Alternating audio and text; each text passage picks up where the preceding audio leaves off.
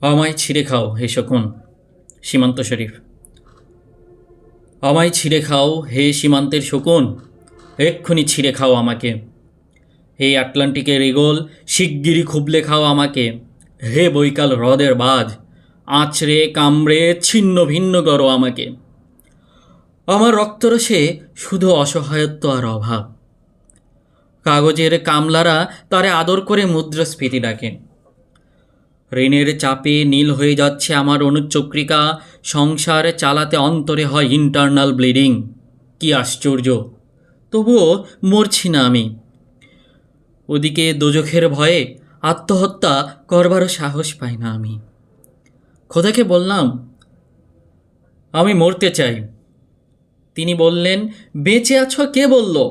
সহস্রাব্দ উন্নয়নের সাক্ষী হিসেবে রাজা তোমাকে মমি করে রেখেছেন।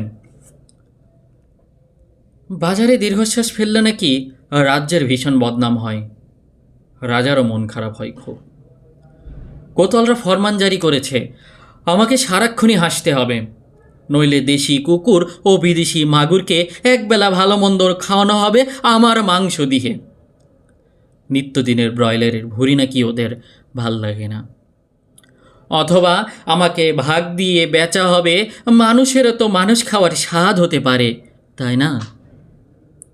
ভাগ্যিস তা বিদেশি সুপার শপে বিক্রি হবে না, দেশি মানুষেরই তো হক বেশি আমাকে খাওয়ার। এই দোজখী যখন নিয়তি, তখন আমি উদাম হয়ে ডাকছি দুনিয়ার শ্রেষ্ঠ মাংসাশী বিহগরদের।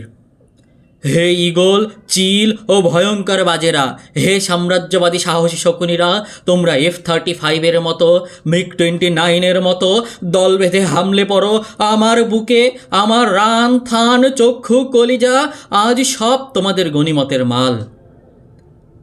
দেশি শোর খুবলে খাওয়ার আগে আমার ইচ্ছে মতো ছিঁড়ে খাও তোমরা।